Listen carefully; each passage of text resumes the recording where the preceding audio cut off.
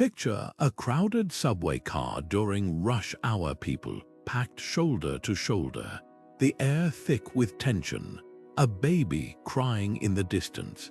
Suddenly, the train jerks to a halt, lights flicker, and an announcement crackles over the speakers. Technical difficulties, delay, unknown. Panic ripples through the car, voices rise, phones flash, impatient sighs fill the space. But there, in the corner, sits a woman, her posture relaxed, her breath steady. While chaos erupts around her, she's reading a book, undisturbed. How is that possible? How can someone remain so calm when everything around them is spinning out of control? 2,000 years ago, the Roman Emperor Marcus Aurelius wrote, "You have power over your mind, not outside events. Realize this, and you will find strength." That woman on the train, she understood something ancient yet timeless, the art of equanimity. And today, modern cognitive science is revealing why this skill isn't just for philosophers or saints, it's something anyone can cultivate. Stoicism, the philosophy practiced by Marcus Aurelius, wasn't about suppressing emotions or pretending chaos doesn't exist. It was about training the mind to respond to turbulence with clarity, not reaction.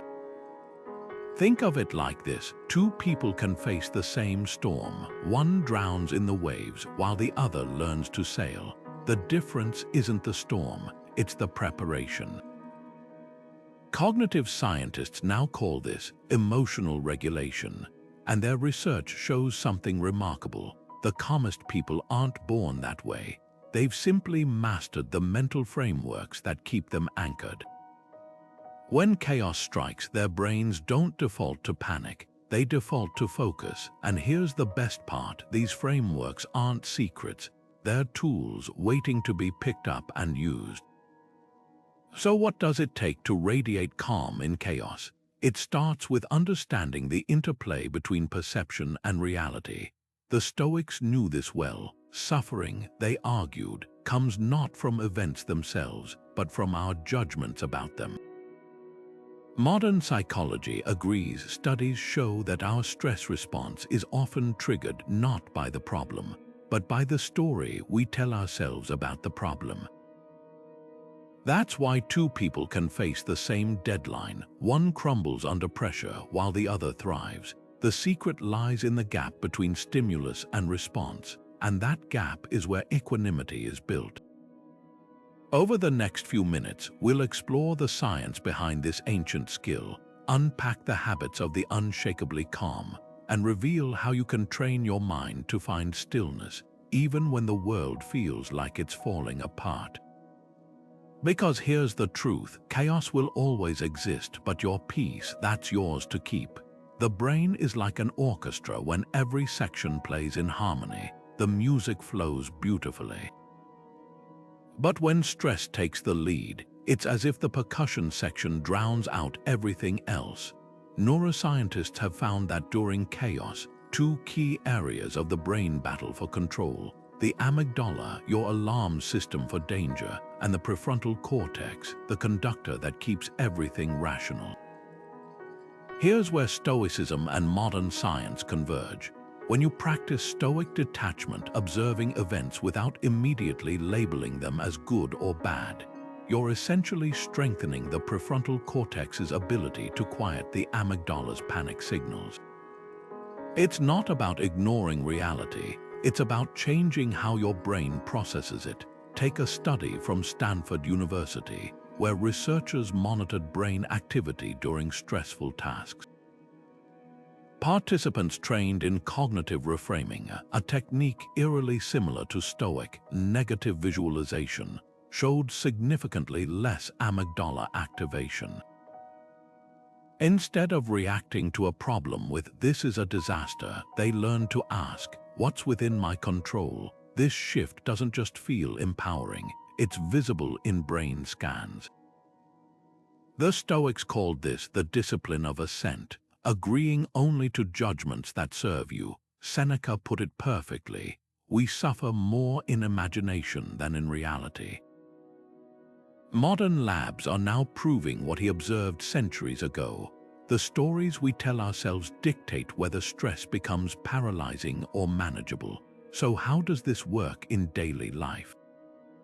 Imagine you're stuck in traffic, late for an important meeting. The amygdala screams, "This is catastrophic," but with training, the prefrontal cortex can intervene. Frustration won't move the cars. Breathe, use this time to prepare. This isn't positive thinking, it's strategic thinking. Studies show that people who practice this mental reframing develop thicker prefrontal cortices over time, literally building resilience neuron by neuron. The Stoics didn't have fMRI machines, but their exercises like premeditating adversity or journaling were unknowingly sculpting healthier brain pathways. The lesson here is profound. Calm isn't the absence of chaos, it's the presence of perspective. Every time you pause before reacting, every time you question a knee-jerk judgment, you're not just channeling ancient wisdom, you're rewiring your brain. And in a world that constantly tests our limits, that rewiring might be the most powerful tool we have. Epictetus, the former slave turned Stoic philosopher, laid down a principle that cuts through chaos like a lighthouse through fog. Some things are within our power while others are not. At first glance, it sounds simple, almost obvious, but this dichotomy of control is the bedrock of equanimity, the filter that separates what deserves your energy from what doesn't. Picture two colleagues facing the same last-minute project cancellation. One spirals into frustration, ranting about unfair clients and wasted effort. The other pauses, then redirects their team to salvage reusable research and update their portfolio. Both experienced the same event, but their focus determined whether it became a setback or a pivot point.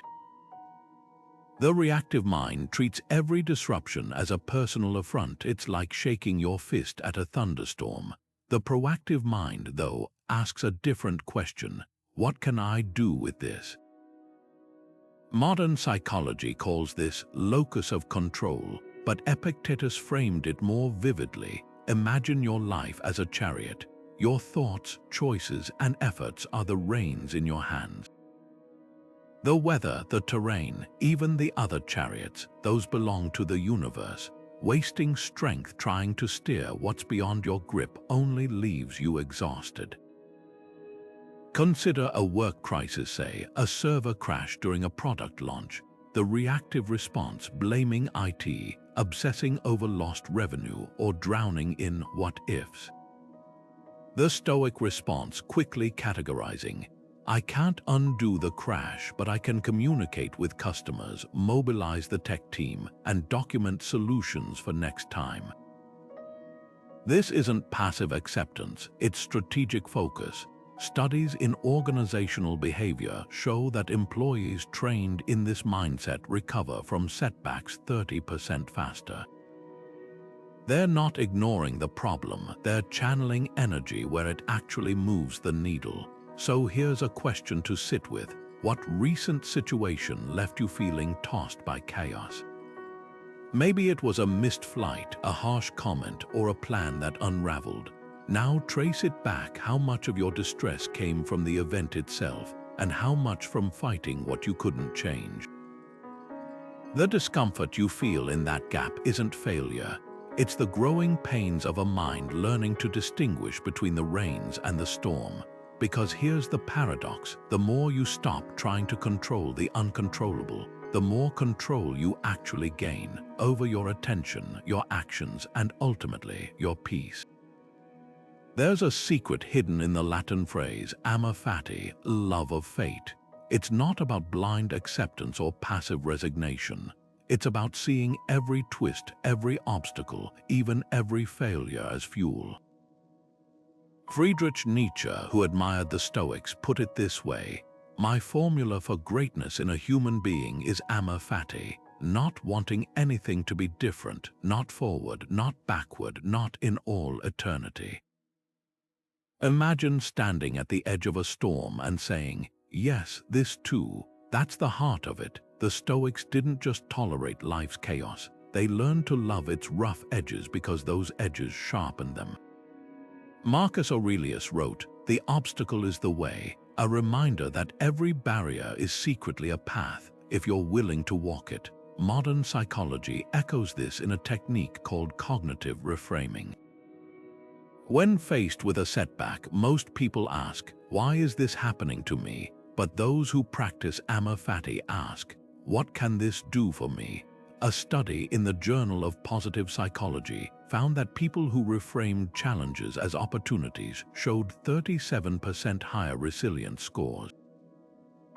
They weren't just tougher, they were more creative, more adaptable. Think of a potter shaping clay. The resistance isn't the enemy, it's what gives the clay its form. Consider the story of a startup founder whose product failed spectacularly. Instead of collapsing under the weight of that failure, she dissected it. What did it teach her about the market, about her own blind spots? 2 years later, her next venture succeeded precisely because of those hard-earned lessons. That's amor fati in action, not just bouncing back but bouncing forward. The Stoics knew this intimately. Seneca, who endured exile, wrote, "Difficulty shows what men are." Cognitive scientists would add, difficulty also shows what men can become. So the next time life throws you a curveball, try this, pause and ask, how could this unexpected twist serve me? Maybe the delayed flight gives you time to finally read that book. Maybe the criticism reveals a blind spot you can now fix. Amor fati isn't about denying pain, it's about refusing to let pain go to waste. As Marcus Aurelius scribbled in his journal, what stands in the way becomes the way. The chaos isn't your opponent, it's your training ground, and the more you embrace it, the more unshakable your calm becomes.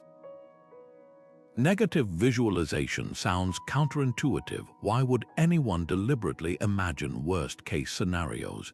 Yet this ancient Stoic exercise, practiced by philosophers like Seneca, holds a surprising key to modern tranquility. Picture this, you're about to give a major presentation. Your palms sweat, your heart races. Now, instead of avoiding those nerves, you lean into them. You close your eyes and vividly imagine the worst. The projector fails, your notes scatter, the audience stares in silence. But here's the twist, you don't stop there. You visualize yourself responding with calm precision, troubleshooting the tech, speaking from memory, even laughing it off. Suddenly, the real presentation feels lighter. Why? Because you've rehearsed not just success but grace under fire. Seneca called this premeditatio malorum, the premeditation of evils. In one of his letters, he wrote, "He who has anticipated the coming of troubles takes away their power when they arrive." Modern psychology has since caught up, revealing that this practice mirrors exposure therapy, where gradually facing fears in a controlled mental space reduces their emotional charge. Studies show that people who regularly engage in negative visualization experience 30% less anxiety when actual setbacks occur. Their brains learn, "I've walked this path before in my mind. I know the way through, here's how to try it." Think of a situation that stirs dread, maybe a difficult conversation with your boss or a looming financial decision. Now, mentally fast forward to the worst plausible outcome. Your boss reacts angrily, the budget falls short, but instead of panicking, you play the scene forward. How would you adapt? What resources could you tap? Who could support you? This isn't pessimism, it's inoculation. Like a vaccine introduces a weakened virus to build immunity, negative visualization introduces controlled adversity to build resilience. The magic lies in the detachment. By examining fears in advance, you strip them of their surprise factor. Reality rarely hits as hard as the unknown. A musician afraid of forgetting lyrics during a concert might visualize the silence, then see themselves improvising or engaging the audience differently. When the moment comes, the stumble feels familiar, not catastrophic. So tonight, before sleep, try this. Pick one worry. Let it play out fully in your mind, but with you as the calm protagonist.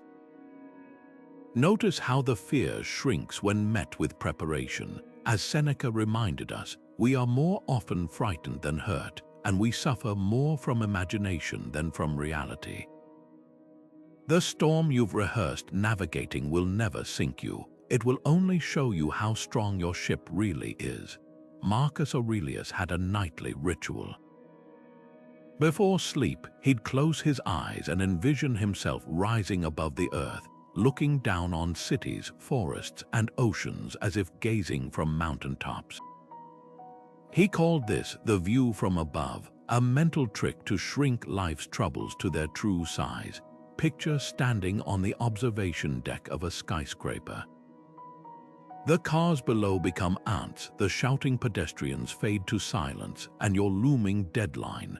From this height, it's just a speck in the grand mosaic of your life. That's cognitive distancing in action, stepping back mentally to see the bigger picture. Modern therapists now teach a nearly identical technique, calling it temporal distancing. When stress feels overwhelming, they ask clients to imagine looking back on this moment from 10 years in the future. How much will it matter then? The answer often brings instant relief.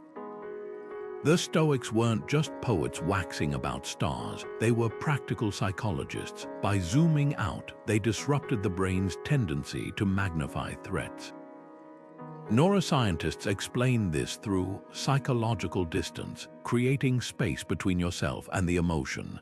It's like adjusting a camera lens. Too close, and every pixel feels catastrophic. Zoom out, and patterns emerge. A fight with your partner feels world-ending in the heat of the moment. But viewed from the cosmic perspective, Marcus loved where empires rise and crumble, where even the pyramids erode. It's a single thread in the tapestry. Research from Columbia University found that people who practiced this perspective-taking had 23% lower cortisol levels during conflicts. Their brains literally processed stress differently. Mindfulness meditation shares this core principle. Both practices train you to observe thoughts without being hijacked by them. But where mindfulness focuses on the present moment, Stoic distancing pulls the lens wider. One isn't better, they're complementary. Mindfulness says, notice this anger without judgment. The view from above adds, and remember, this anger won't define your legacy. Think of a chess player so fixated on one move they miss the board. Cognitive distancing lifts them back to the full game. Here's how to apply it. Next time stress strikes, pause and ask, how will I remember this in 5 years? What about on my deathbed? The project that's consuming you, will it be a footnote or forgotten entirely? Marcus wrote, keep before your eyes the vastness of time and space, not to dismiss your struggles, but to free you from their illusion of permanence. A student agonizing over a failed exam realizes, decades later, it redirected them to their true calling. A broken heart that once felt lethal becomes the origin story of resilience. This isn't about minimizing pain, it's about maximizing perspective. The same brain that convinces you, this is unbearable, can learn to whisper, this too shall pass, and mean it. Because when you stand on the mountaintop often enough, you start carrying its calm with you, even in the valleys below. Epictetus once described the mind as a fortress with a gatekeeper, the discipline of assent. Before any thought enters, this gatekeeper has the power to pause and ask, is this impression true? Is it useful? Picture someone cutting you off in traffic. The initial flash of anger isn't the problem, it's the unchecked assumption that follows. They did that to disrespect me. The Stoic practice of assent interrupts that chain. It's the mental muscle that lets you question first impressions rather than being hijacked by them. Modern therapists call this cognitive restructuring, and it's the backbone of cognitive behavioral therapy. Both traditions agree freedom lies in that split second between stimulus and response. Take criticism. When a colleague says, "Your report missed key data," the untrained mind might spiral. They think I'm incompetent. But with the discipline of assent, you insert a pause. Epictetus would urge you to interrogate that impression. Is it true? Maybe the feedback is purely factual. Is it useful? Only if it helps you improve. CBT therapists teach nearly identical reframing. What evidence supports this thought? What's a more balanced perspective? Studies show people who practice this reduce emotional distress by 40%, not by avoiding reality, but by refining how they interpret it. Here's how it works in practice. Imagine receiving a terse email from your boss. "See me immediately." The amygdala screams, "You're in trouble," but assent trains you to challenge that script. Could it be a promotion, a quick question? Even if it's corrective feedback, does panicking help? The Stoics weren't advocating detachment from reality. They were advocating clarity within it. Seneca wrote, "We are disturbed not by things, but by the views we take of them." Modern labs confirm this. MRI scans reveal that practicing cognitive reappraisal, essentially Stoic assent, weakens the brain's fear pathways while strengthening rational oversight. The magic happens in the mundane. Someone forgets your birthday. The first thought stings. They don't care. But assent invites you to cross-examine that narrative. Have they been busy? Did they remember last year? This isn't about making excuses. It's about refusing to let unchecked assumptions dictate your emotional weather. Epictetus, who was crippled by a cruel master, embodied this. Men are disturbed not by things, but by the principles they form about things. His freedom came from choosing his principles deliberately. So tonight, try this. Pick one reaction that felt automatic today. A flash of envy, a spike of anxiety. Trace it back to the impression you consented to without scrutiny. Then ask Epictetus's questions. Is this absolutely true? Does believing it serve me? You'll start noticing how much peace was hiding in those pauses you never took. Because the discipline of assent isn't about controlling the world. It's about reclaiming sovereignty over the one thing you truly can control, the meaning you assign to it. Mindfulness often conjures images of meditation cushions and breath awareness, an anchor in the present moment. But Stoic presence takes this further, turning attention inward to the most consequential space of all, the battlefield of your thoughts. Where modern mindfulness might say, "Notice your breath," Stoicism asks, "Notice what you're telling yourself about that breath and whether it's true." Seneca put it bluntly, "We must watch over our thoughts more than our actions, for the root of every action is a thought." This isn't passive observation, it's active guardianship. Imagine your mind as a garden. Mindfulness helps you see the weeds growing. Stoicism hands you the tools to uproot them before they choke the flowers. Modern mindfulness excels at creating space between stimulus and reaction, a critical skill. But Stoicism adds a layer, interrogating the quality of that space itself. Consider a traffic jam. A mindful approach might focus on the sensation of your hands on the wheel, the sound of rain. Helpful, yes, but Stoic presence goes deeper. Why is my heart racing? What story am I telling myself about this delay? Is that story factual, or is my frustration inventing villains? Epictetus warned, men are not disturbed by things, but by the views they take of them. Mindfulness notices the storm. Stoicism questions whether you brought an umbrella. Here's where the practices converge and diverge.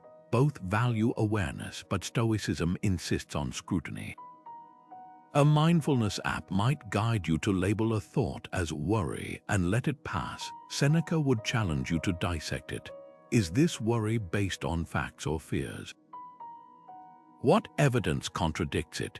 Research from the University of Chicago shows that combining these approaches, awareness plus analysis, reduces anxiety more effectively than either alone.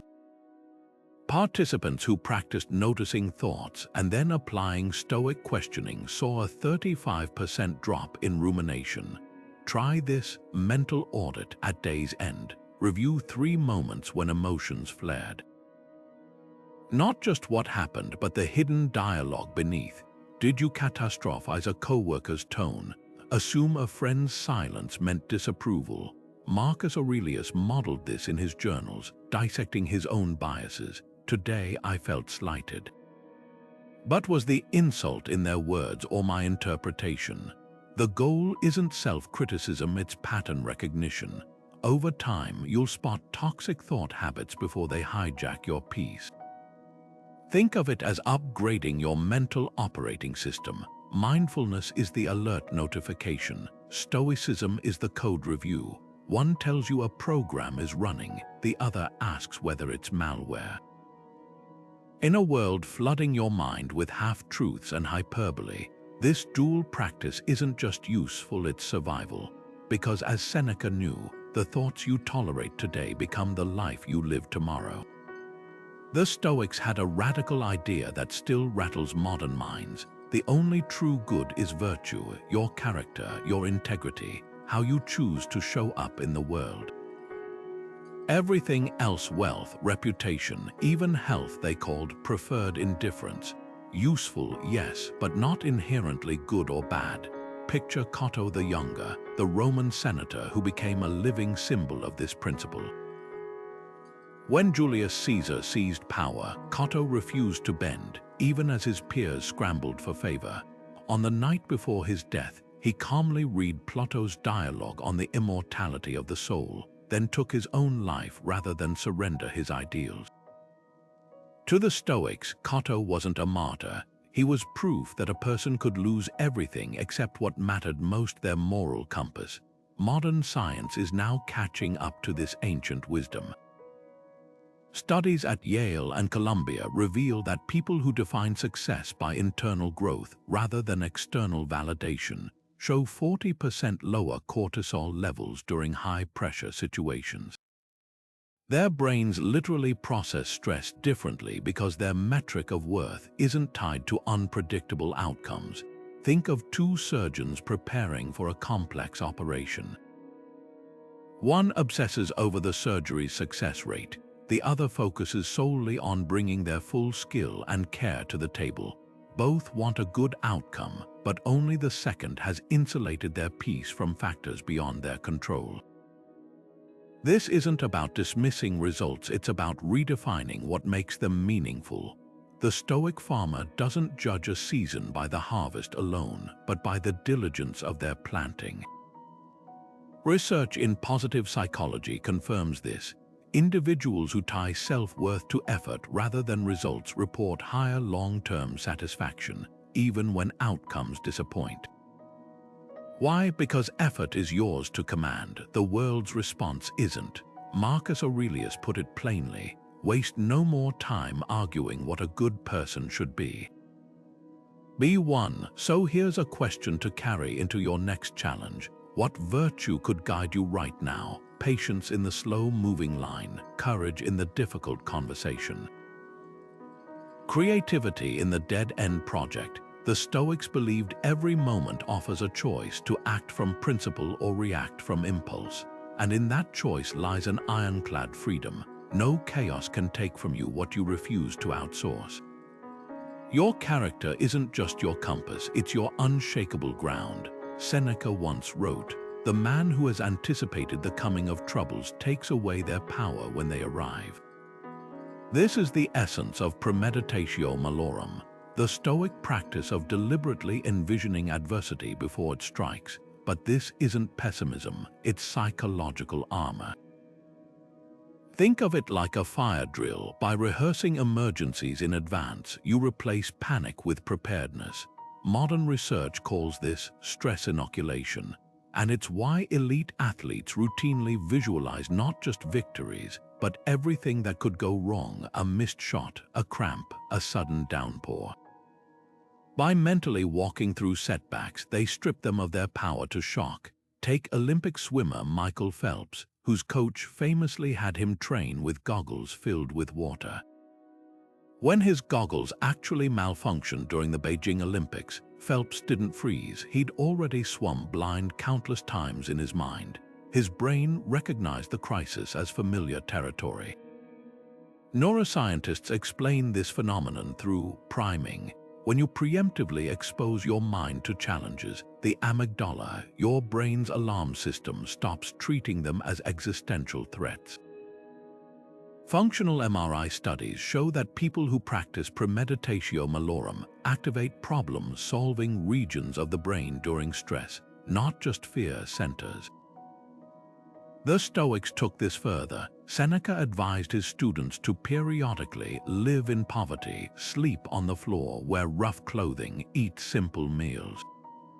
Not to punish themselves, but to prove they could thrive without luxury. It's the same reason modern survivalists practice building shelters in the woods or CEOs conduct war game simulations. Familiarity with discomfort breeds mastery over it.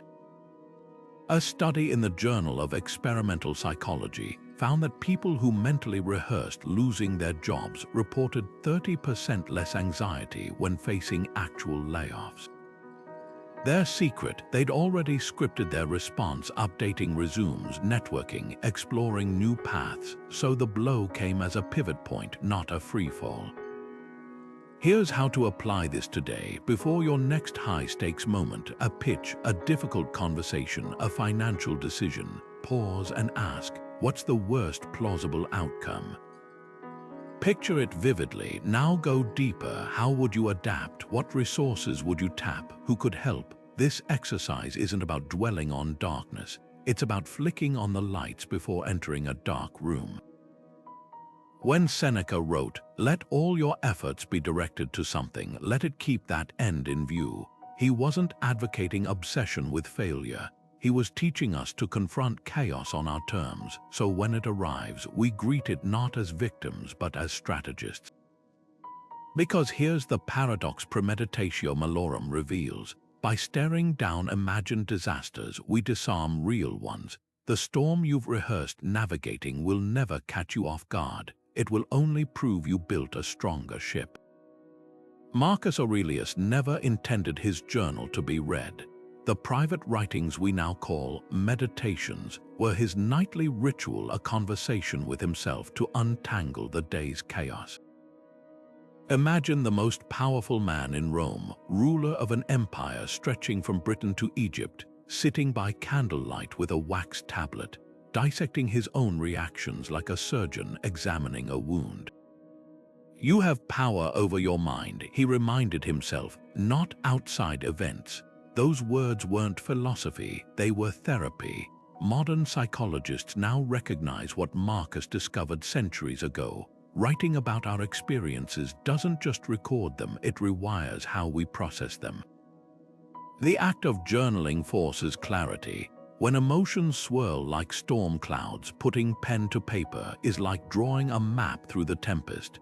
Studies at the University of Texas show that expressive writing describing events alongside their emotional impact reduces activity in the amygdala, the brain's fear center, while strengthening prefrontal cortex connections.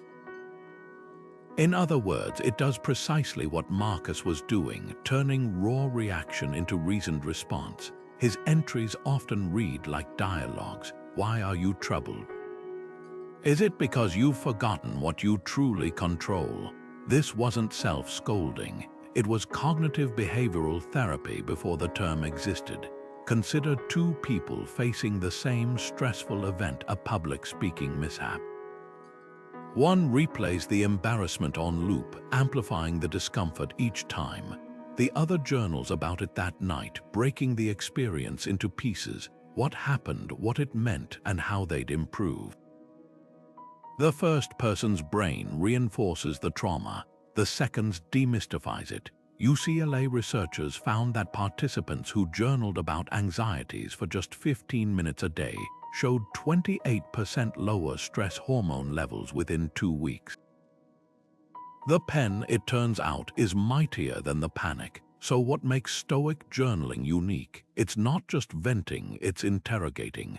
Marcus didn't merely recount his day, he cross-examined his assumptions. When a senator betrayed him, he wrote not about the betrayal, but about his own expectations. Did I assume loyalty was guaranteed? What does this teach me about human nature? Modern therapeutic journaling often stops at, how did this make me feel? Stoicism pushes further. Why did I interpret it this way? Is that interpretation serving me? It's the difference between describing a prison and searching for the key. Tonight, try this. Take 10 minutes to write about one challenge from your day. But go beyond the facts. Ask yourself Marcus's questions. What judgment did you attach to this event? Was that judgment accurate? What virtue could you have practiced instead? The goal isn't to rewrite history, but to reclaim your role as its author. Because as Marcus proved, the quietest moments with a journal often build the loudest resilience. History offers us a gallery of unshakable composure individuals who faced unimaginable storms yet refused to let those storms define them. Take Seneca, the Stoic philosopher who served as advisor to the notoriously volatile Emperor Nero. For years, he navigated palace intrigues, assassination plots, and Nero's descent into tyranny, all while writing letters that radiated tranquility. When Nero finally ordered his death, Seneca didn't beg or rage. He gathered his friends, discussed philosophy, and calmly opened his veins, using his final moments to teach by example. What makes such poise possible? It wasn't that Seneca felt no fear, it was that he'd rehearsed this moment mentally for decades. In his letters he wrote, "Rehearse death. To say this is to tell a person to rehearse his freedom." Then there's Epictetus, born a slave, crippled by his master's brutality, yet becoming one of history's most influential teachers. His classroom was a humble porch in Greece where he taught students to distinguish between what's theirs to control and what isn't. When Emperor Domitian banished all philosophers from Rome, Epictetus didn't protest. He simply packed his few belongings and left, remarking, "If the ruler says your leg must be amputated, you accept it. If he says you must lose your head, do you resist?" His point wasn't about submission, it was about recognizing where true power lies. These aren't just ancient tales. Modern equivalents walk among us. Consider Viktor Frankl, the psychiatrist who survived Auschwitz by finding meaning in suffering. Or James Stockdale, the Navy pilot shot down over Vietnam, who credited Epictetus's teachings for enduring 7 years of torture. Who is your role model? Epictetus once asked his students, bring their virtues to mind when faced with trials. Today, cognitive science confirms this practice. Visualizing role models activates the same neural pathways used when emulating their behaviors. The lesson transcends time. Whether it's a Roman philosopher or a modern athlete like Serena Williams, who famously trained by visualizing match losses to prepare for comebacks, the pattern holds. Composure isn't innate, it's borrowed at first. We stand on the shoulders of those who have shown us how to weather storms until one day we realize we've built our own shelter. As Epictetus put it, if you want to improve, be content to appear clueless in extraneous matters. In other words, let others chase approval, your quiet study of the steadfast. That's where unshakable calm is forged. There's a hidden alchemy in how we process pain, one the Stoics mastered centuries before modern psychology gave it a name. When Marcus Aurelius wrote, "The impediment to action advances action. What stands in the way becomes the way," he wasn't offering empty optimism. He was revealing a neurological truth. Adversity doesn't just test us, it can chemically rewire us. Researchers call this phenomenon post-traumatic growth, and studies show that up to 70% of people who endure significant hardship report positive psychological changes afterward. But here's the catch, it doesn't happen automatically. Like ore refined by fire, pain only transforms into wisdom when we engage with it deliberately. Consider two soldiers returning from combat. One becomes trapped in cycles of flashbacks and avoidance, while the other channels their experience into mentoring at-risk youth. Both faced the same trauma, but the second soldier practiced what psychologists now term meaning-making, the act of reconstructing painful events into narratives of purpose. Marcus Aurelius modeled this in his journals, reframing his political betrayals as opportunities to practice patience and his chronic illness as a teacher of resilience. Modern labs confirm his approach. fMRI scans reveal that when individuals consciously reframe adversity as a catalyst for growth, their brains activate regions linked to problem-solving and emotional regulation instead of fixation on threat. This alchemy isn't reserved for grand tragedies. Everyday setbacks, a rejected proposal, a failed project, a broken relationship carry the same transformative potential if we mine them correctly. The key lies in a three-step Stoic process. First, accepting the reality of the pain without denial. Second, interrogating what it reveals about our values and vulnerabilities. Third, deliberately extracting lessons to forge stronger mental frameworks. A chef who burns a crucial dish can either define themselves by the mistake or let it highlight gaps in their preparation. A study in the Journal of Positive Psychology found that individuals who practiced this analytical approach to failure showed 32% higher creativity in subsequent challenges.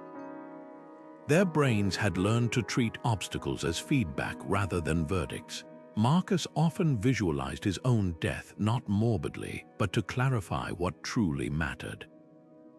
"You could leave life right now," he wrote. "Let that determine what you do and say and think." This morbid exercise, when paired with action, becomes a growth accelerator.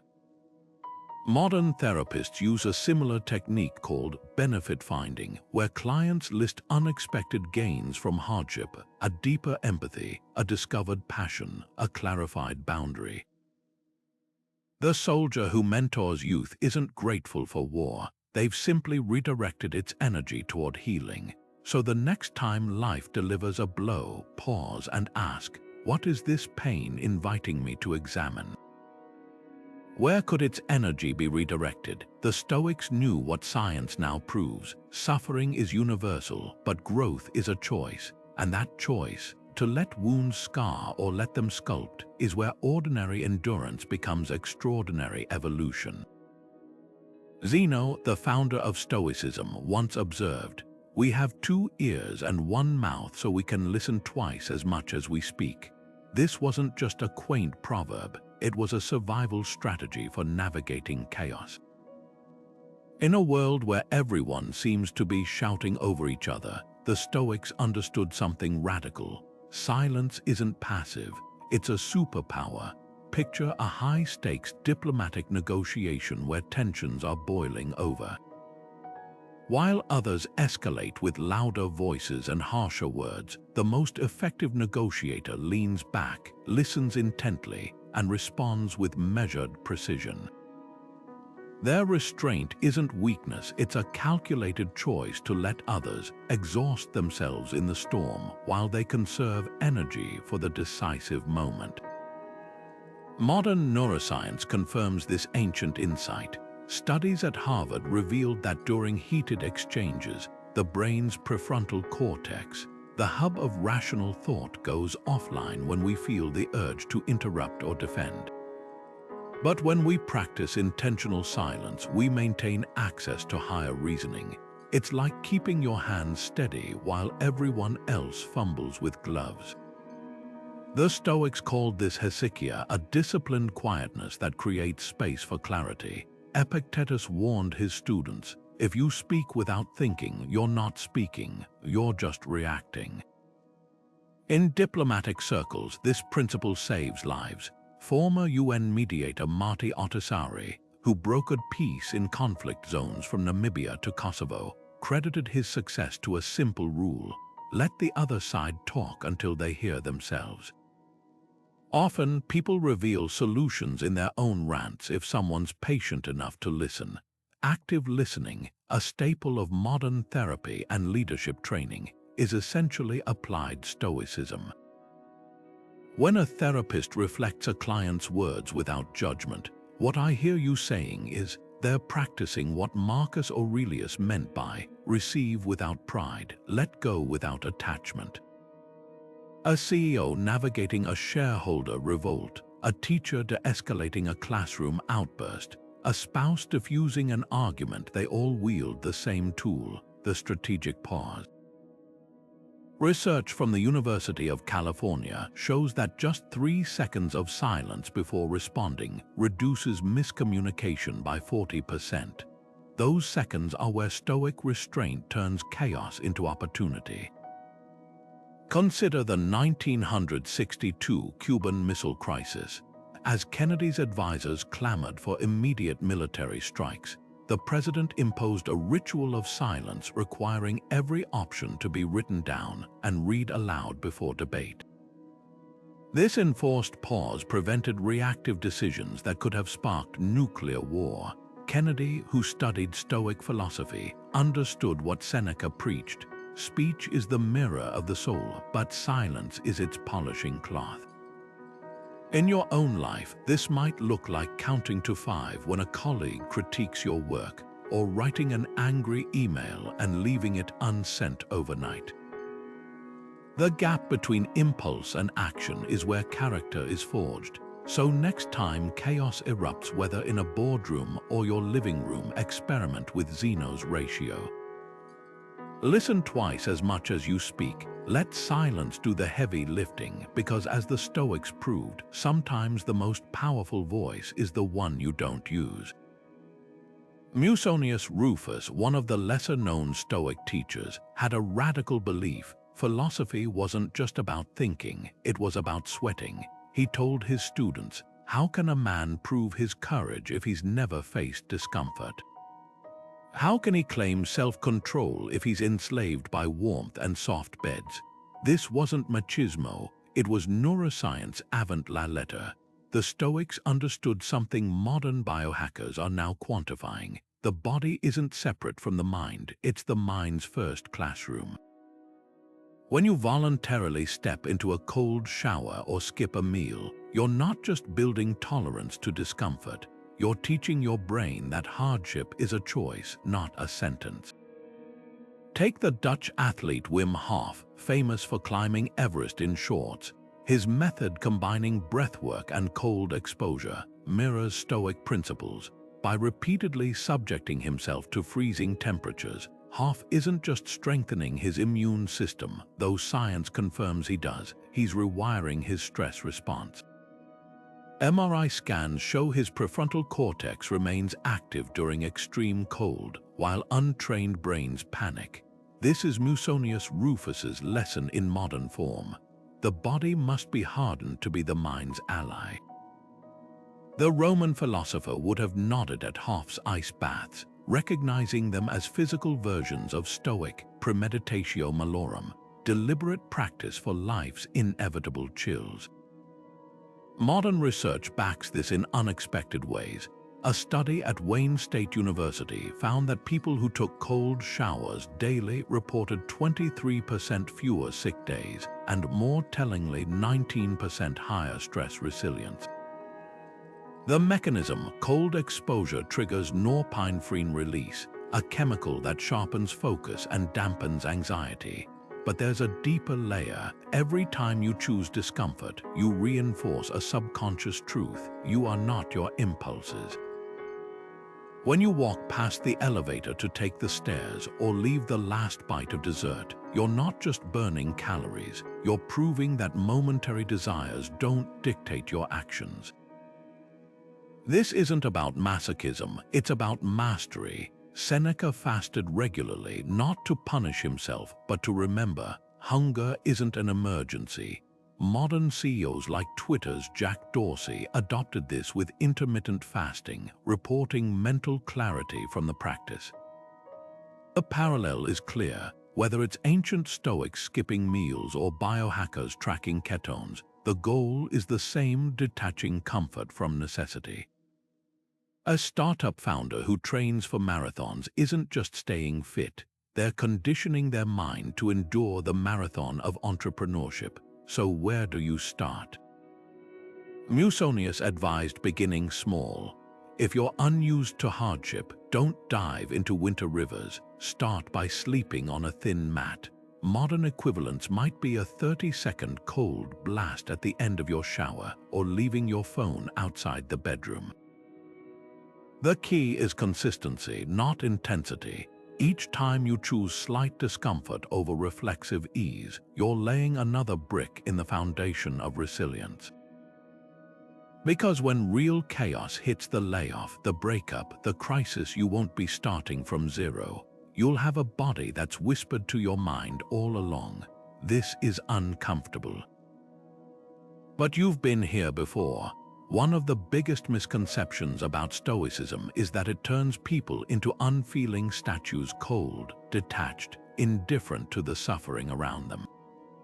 Nothing could be further from the truth. The Stoics weren't against emotion, they were against being ruled by it. Think of a doctor in an emergency room. They feel the urgency of the situation, the weight of a life in their hands, but their training keeps their hands steady. That's Stoic compassion, the ability to care deeply without being overwhelmed.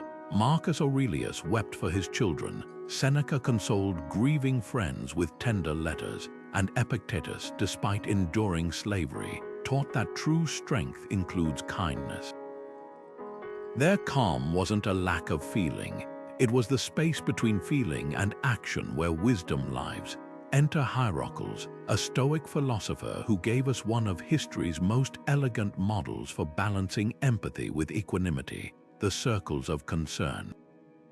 Picture a series of concentric rings radiating outward. At the center is you, then your family, friends, community, and finally all of humanity. Hierocles' insight was revolutionary. We're wired to care most for those closest to us, but true Stoic practice involves gradually pulling each circle inward, expanding our sense of kinship. A stranger's misfortune shouldn't hit as hard as a sibling's, but neither should it leave us unaffected. Modern psychology echoes this in the concept of moral inclusion, where expanding our circle of concern predicts altruistic behavior. Studies show that people who practice this mindset volunteer more, donate more, and report higher life satisfaction, not because they're drowning in others' pain, but because they've learned to extend care without collapsing under its weight.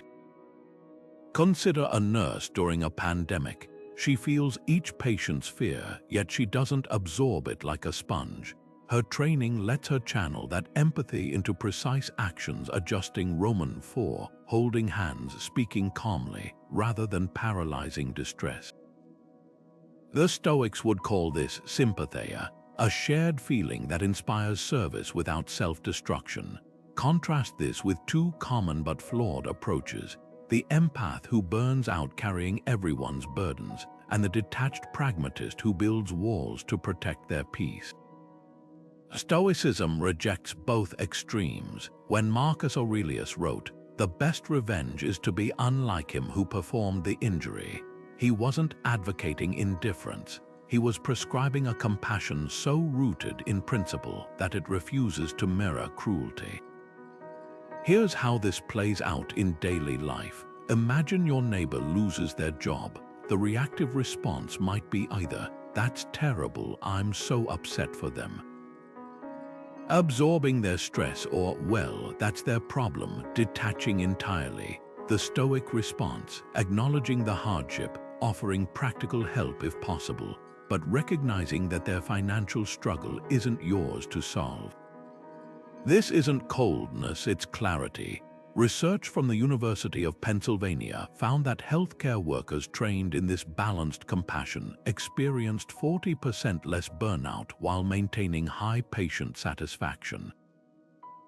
They'd mastered what the Stoics knew: you can't pour from an empty cup, but you also can't claim virtue while leaving your cup untouched.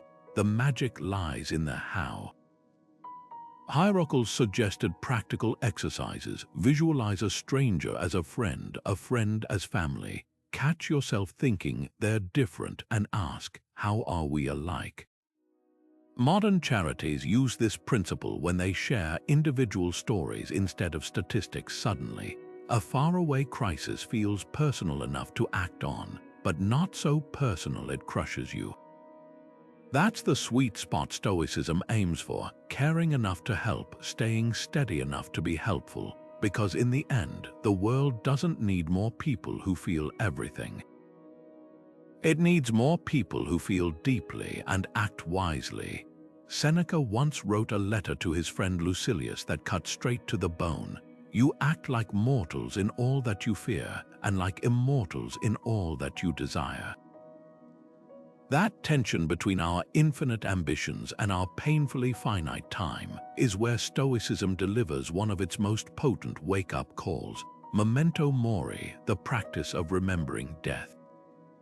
But this isn't some morbid fixation. It's a psychological tool sharper than any productivity app. Picture two entrepreneurs launching startups. One obsessively checks valuation projections 5 years out, while the other starts each morning with a simple question.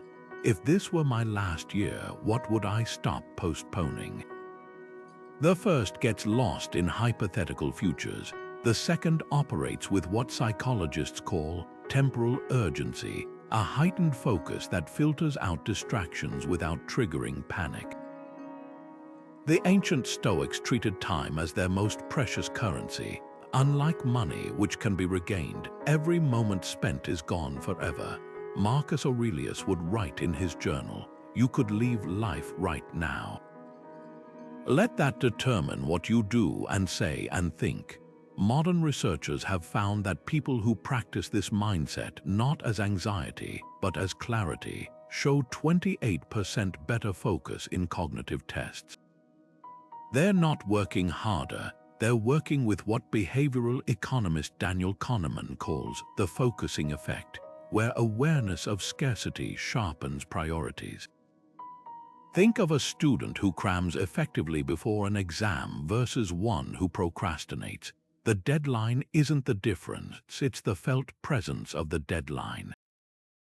Seneca's essay on the shortness of life nails this with surgical precision. It's not that we have a short time to live, but that we waste much of it. He wasn't scolding, he was pointing to a cognitive blind spot. We treat time as an abstract resource until it's nearly gone.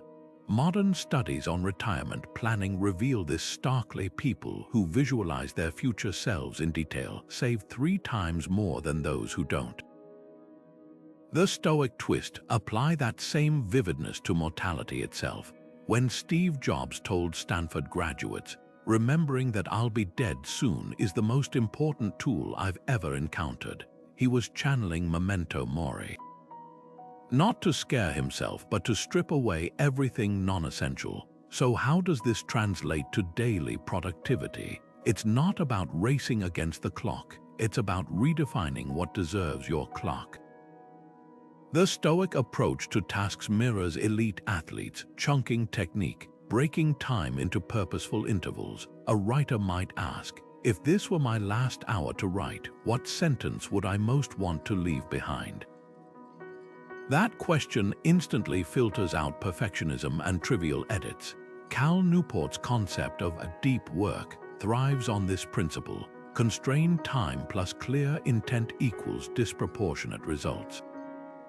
Research at MIT found that teams using Memento Mori-style framing completed projects 22% faster with higher quality, not because they rushed, but because they eliminated dithering. The magic lies in the balance. Memento Mori isn't a license for hustle culture, it's an antidote to it. Seneca warned, being busy is a form of laziness, lazy thinking. The person who fills their calendar with meetings isn't honoring time's scarcity. They're avoiding the harder work of discernment. Contrast that with Marie Curie, who famously kept her lab free of unnecessary chatter.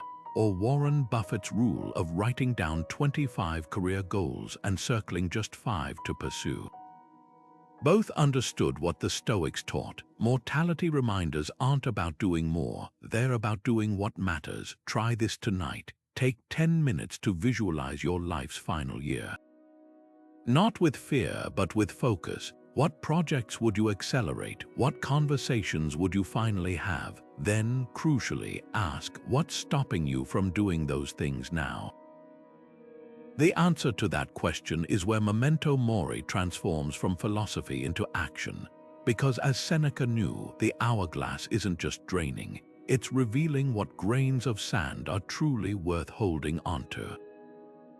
The Navy SEAL have a brutal training exercise called surf torture.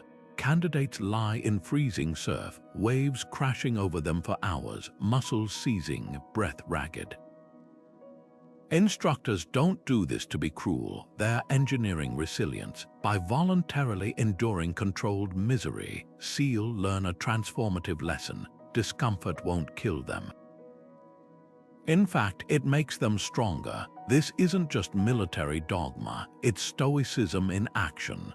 Epictetus, the philosopher who endured slavery and physical disability, put it bluntly: difficulty is what wakes up the genius. He wasn't glorifying suffering, he was revealing the mechanism behind resilience. The more you willingly face small hardships, the less power unexpected ones hold over you. Modern science confirms this ancient insight. Researchers at the University of Buffalo found that people who regularly exposed themselves to voluntary stress, cold showers, fasting, intense exercise, developed not just physical toughness, but psychological antifragility. Their brains responded to unrelated stressors like job loss or breakups with significantly lower cortisol spikes. The mechanism: each voluntary hardship rewires the amygdala's threat detection, teaching it, this isn't danger, this is training. SEAL don't wait for war to test their limits. They simulate chaos in training so real chaos feels familiar. Epictetus prescribed the same: practice hunger, thirst, and cold. Not to punish yourself, but to prove to yourself that you own your comfort. It doesn't own you. Consider two entrepreneurs facing bankruptcy. One has lived lavishly, avoiding all discomfort. The other habitually takes poverty weeks, eating simple meals, canceling subscriptions, working from library computers. When crisis hits, the first panics, the second thinks, I've operated with less before. This mirrors SEAL Hell Week, where candidates deprived of sleep don't learn to function without rest, they learn they can function despite exhaustion. Stanford psychologists call this stress inoculation, and it's why billionaires like Elon Musk and Jeff Bezos, despite their wealth, still embrace grueling work schedules and physical challenges. They're not masochists, they're Stoic pragmatists. Epictetus's advice cuts deeper than mere endurance. He urged students to occasionally wear your worst cloak, eat plain bread, drink only water. Not as punishment, but as revelation. You'll realize how little you truly need to survive and how much extra you've mistaken for necessity.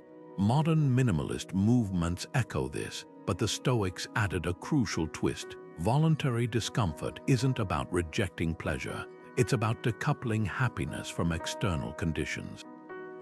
A SEAL doesn't hate warmth, they just refuse to let its absence break them. So where do you start? Not with Arctic swims or 24-hour fasts. Epictetus advised progression. If you're used to soft beds, start by sleeping on a thin mat. Modern equivalents might be taking the stairs instead of the elevator, leaving your phone outside the bedroom, or having a no-spend weekend. The goal isn't suffering, it's sovereignty. Because when real storms hit, you won't be starting from zero. You'll stand like those SEAL in the surf, battered but unbroken, whispering Epictetus's truth. What trains me strengthens me. And in that whisper lies an ironclad freedom, the kind no chaos can take away. Stoic humor might sound like an oxymoron after all. What could be funny about a philosophy centered on discipline and resilience? But the ancient Stoics understood something modern psychologists now confirm. Laughter isn't just a release valve for tension, it's a scalpel that cuts through panic. Seneca, who faced exile, political intrigue, and Nero's tyranny, wrote, "A jest is often the best way to settle a serious matter." He wasn't advocating triviality. He was revealing humor's hidden power to shrink overwhelming moments back to human scale. Picture a high-stakes surgery where the tension is thick enough to slice. The lead surgeon, sensing the room's anxiety, cracks a dry joke about the patient's playlist still running in the background. The team exhales, hands steady, focus sharpened. That's not distraction, it's strategic recalibration. Modern neuroscience explains why this works. When we laugh, the brain releases endorphins that dampen cortisol, the stress hormone. But Stoic humor goes deeper than chemistry. It's about reframing perspective mid-crisis. Epictetus, who endured slavery and physical disability, taught his students to mock their own fears. You say your cloak is torn. Imagine it's the first day you've owned a ventilation system. This wasn't denial, it was defiance. By exaggerating a problem to absurdity, he exposed its true size, smaller than it seemed.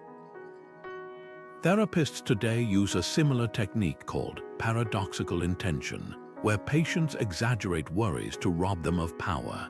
A CEO terrified of public speaking might joke, "I'll probably faint, then drool, then the audience will toss rotten tomatoes."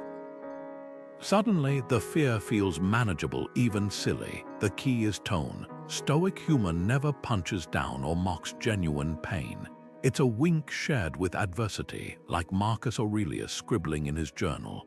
The universe is change, life is opinion, and today's lunch is questionable. That self-deprecating twist, acknowledging cosmic grandeur while side-eyeing cafeteria food, is classic Stoic levity.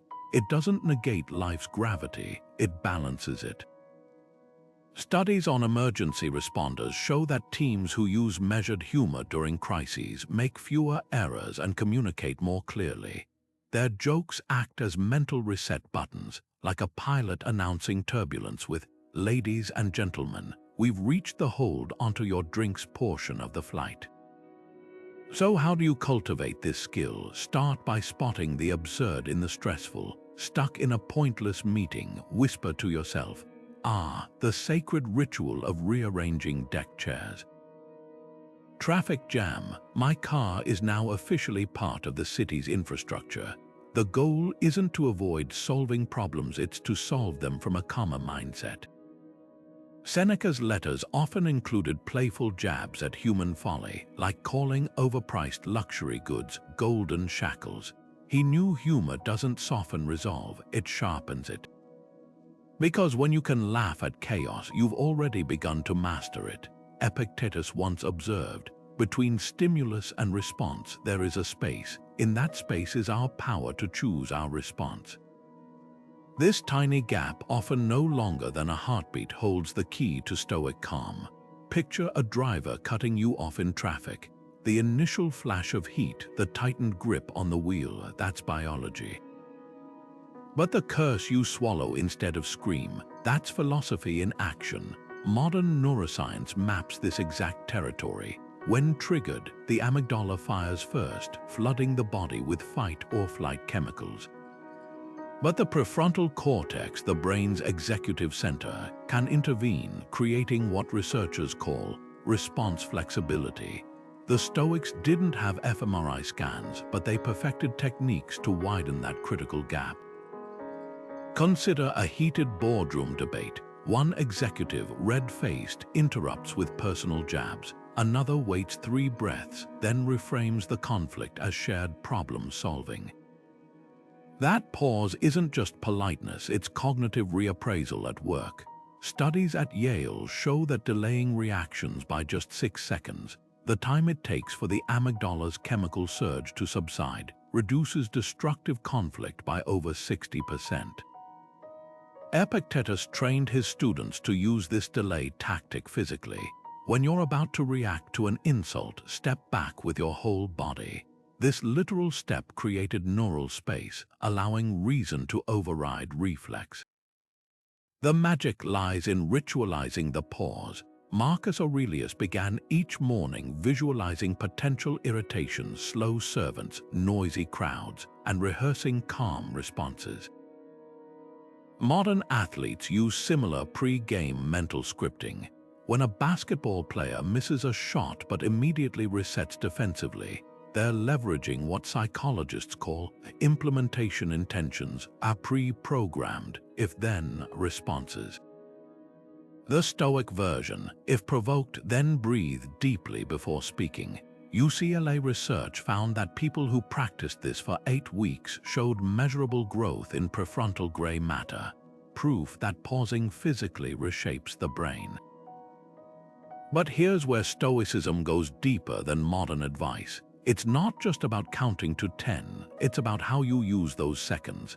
Epictetus advised interrogating first impressions. Say to every harsh appearance, you are just an appearance, not the reality. A colleague's terse email might trigger, they disrespect me, but the Stoic pause asks, is this true? Could fatigue explain their tone? Have I ever sent brusque messages under stress? This mental cross-examination, now validated by cognitive behavioral therapy, dissolves false narratives before they escalate.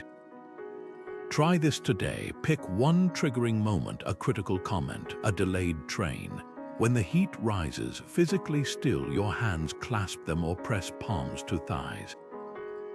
This simple act signals the brain to engage executive control. Then borrow Marcus's journaling habit. Tonight, replay the moment and script a wiser response.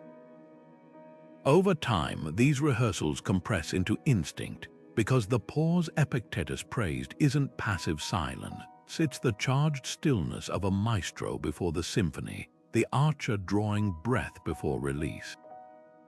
Master it, and chaos becomes your instrument.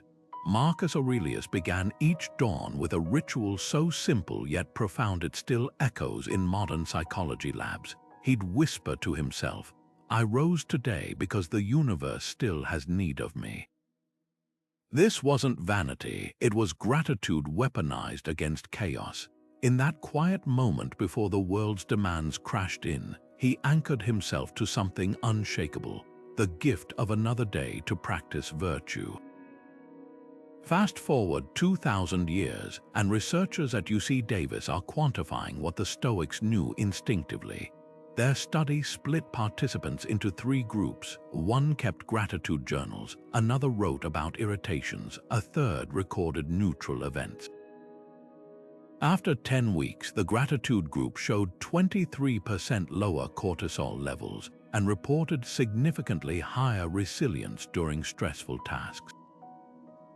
The mechanism: gratitude journals weren't just listing blessings, they were training the brain to scan for light even in darkness, much like Marcus scanning his own privileges each morning. I have a soul that can choose not to be offended. But Stoic gratitude wasn't about rose-colored glasses. When Seneca advised his friend Lucilius to count not the days you've lost, but those you've reclaimed, he wasn't ignoring suffering, he was reframing survival as active stewardship. Modern trauma therapy uses a similar approach called benefit finding, where patients identify unexpected gains from hardship, deeper relationships, rediscovered priorities. A firefighter who survives a collapsed building might journal not just about the terror, but the stranger who held his hand in the rubble. This isn't toxic positivity. It's what psychologist Martin Seligman calls learned optimism, a skill as trainable as muscle memory. MRI scans reveal that regular gratitude practice thickens the prefrontal cortex, strengthening its ability to regulate the amygdala's panic signals. Essentially, thanking the universe for your morning coffee isn't just polite, it's neural armor. Consider two nurses during a hospital crisis. One fixates on exhaustion and shortages. The other starts shifts noting three specific resources: a working ventilator, a competent intern, fresh gloves. Both see reality, but the second nurse's brain, conditioned by gratitude, stays solution-focused. Marcus modeled this during Rome's darkest plagues, journaling. "I'm grateful not for the disease, but for the chance to prove that a mind can remain clean in filthy circumstances." Modern parallels abound: the entrepreneur who loses funding but journals about the freedom to pivot, or the parent trapped in a snowstorm who turns it into a memory-making game. Gratitude here isn't denial, it's defiance. So how to practice this? Don't wait for calm start mid-storm. Like Marcus, begin mornings naming three non-obvious gifts: the quiet before alarms, a body that healed this cut, the enemy who showed me my patience limits. Research shows specificity matters. Writing, "I'm grateful for my sister's advice Tuesday," triggers stronger neural rewards than generic family. And here's the Stoic twist: include challenges reframed as teachers. Grateful for the delayed flight that forced me to rest, or the critic who exposed my blind spot. This trains the brain to metabolize adversity as fertilizer. As Epictetus put it, what blocks the way becomes the way, so give thanks for the obstacle before it reveals its gift. Because in the end, gratitude isn't just a feeling, it's a lens. And chaos, when viewed through it, becomes less a threat than a curriculum. Marcus Aurelius scribbled a line in his personal journal that would later become one of Stoicism's most powerful tools. Strip away the story you're telling yourself and see the event as it is, not as your fears paint it. This practice, which the Stoics called objective judgment, isn't about denying reality. It's about seeing it clearly, like wiping fog from a mirror. Imagine two co-workers receiving the same vague feedback from their boss. "We need to talk about your last project." The first employee spirals into anxiety, imagining hidden criticisms and impending demotion. The second pauses, strips the comment bare, and sees only what's certain: a scheduled conversation. Both heard the same words, but one remained trapped in narrative quicks, and while the other stood on solid ground. Modern psychology calls this cognitive diffusion, the skill of separating facts from the mental chatter we attach to them. When a therapist asks a patient, "Is that thought helpful or just persistent?" they're channeling the same wisdom Marcus practiced. Research from Harvard shows that people who master this technique experience 30% less distress during conflicts because they're responding to reality, not mental fanfiction. Think of it like subtitles on a movie. The events unfold fact, but the running commentary, your interpretation, is optional. A driver cuts you off, that's observable. The internal monologue, "They did that to disrespect me," is a script you can rewrite. The Stoic method involves 3 deliberate steps. First, name the bare facts. "My partner didn't text back." Then notice the layers you've added. "They're ignoring me. I must have upset them." Finally, ask Marcus's razor question: what's the irreducible truth here? Modern cognitive behavioral therapy uses nearly identical questioning to treat anxiety disorders. When patients learn to spot hot thoughts, emotionally charged interpretations, they regain control over reactions. A study at King's College London found that training in this technique reduced panic attack frequency by 40%. The ancient and the clinical agree. Suffering isn't in the event, it's in the embroidery we stitch around it. Consider a musician who botches a performance. The untrained mind might declare, "I'm a fraud, everyone saw." Objective judgment dissects this fact: a wrong note was played. Interpretation: the audience thinks less of me. Truth: the mistake lasted 1 second in a 2-hour show. Jazz legends like Miles Davis embodied this Stoic mindset when they said, "There are no wrong notes, only unexpected resolutions." By refusing to catastrophize errors, they turned stumbles into stylistic signatures. Try this tonight. Pick one event that triggered you today, a curt email, a missed call. Write down the facts alone, then list every assumption you layered on top. Most people find their distress lives almost entirely in column 2. That gap between what happened and what we tell ourselves happened. That's where Stoic calm is forged, because as Marcus knew, the world will hand you enough chaos without you writing the dramatic voiceover. Seneca once wrote to his friend Lucilius, "Associate with those who will make a better man of you. Welcome those whom you yourself can improve." This wasn't just social advice, it was psychological strategy. The Stoics understood something modern science now confirms. Resilience isn't cultivated in isolation. It's forged in the company of those who challenge and elevate us. Picture a young athlete training alone versus one surrounded by Olympians. The second doesn't just learn techniques, they absorb an entire mindset, the way champions interpret fatigue as progress, setbacks as data. That's the power of intentional community, ancient or modern. Mastermind groups, the modern equivalent of Stoic circles, operate on this principle. Benjamin Franklin's Junto Club, where tradesmen and thinkers met weekly to debate ethics and share knowledge, mirrored Seneca's gatherings. Today's executive peer groups function similarly. CEOs don't join just for advice, but to steep in environments where growth is the baseline expectation. Research from the University of Pennsylvania reveals that professionals in such groups achieve goals 34% faster than solo actors. The mechanism. Proximity to disciplined thinking rewires our own. When you're surrounded by people who view obstacles as puzzles rather than dead ends, your brain starts mirroring that framework. But Stoic community isn't about passive absorption, it's active exchange. Epictetus taught, if you want to improve, be content to appear clueless in extraneous matters. Translation: seek companions humble enough to admit gaps and confident enough to fill yours. Consider two friends discussing a career crisis. The first offers sympathy. That boss doesn't deserve you. The second, channeling Stoic fellowship, asks, what part of this can you own? Where's the leverage? Both care deeply, but the second cultivates agency. Marcus Aurelius modeled this with his teacher Rusticus, whom he credited not for comfort, but for showing him how to accept criticism without surrendering self-worth. The litmus test for such relationships comes from Seneca's letters. After conversing with certain people, do you feel drained or charged?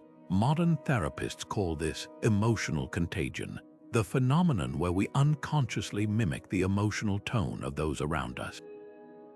A study in the Journal of Personality and Social Psychology found that spending just 30 minutes with someone practicing deliberate calm lowers your own cortisol levels by 26%. That's why Navy SEAL train in buddy teams, why recovery programs emphasize sponsors, not because struggle requires witnesses, but because the right companions transform struggle into craftsmanship. So how do you build this? Start by auditing your inner circle like a Stoic gardener. Not cutting people out ruthlessly, but pruning relationships that breed passivity or panic. Seek those who ask the questions you've avoided and celebrate the efforts you've dismissed. And remember Seneca's warning about proximity to complainers. Vices creep in when we think they're normal. Your community isn't just your support network, it's your subconscious curriculum. Choose teachers accordingly. Heraclitus, the ancient Greek philosopher, stood by a river 2,500 years ago and observed something that would ripple through time. No man ever steps in the same river twice. The water flows, the banks shift, even the man himself is changed by the act of stepping. The Stoics seized this metaphor, but they took it further. What if we stopped fighting the river's flow and learned to swim with its currents? This isn't resignation, it's a radical form of agency.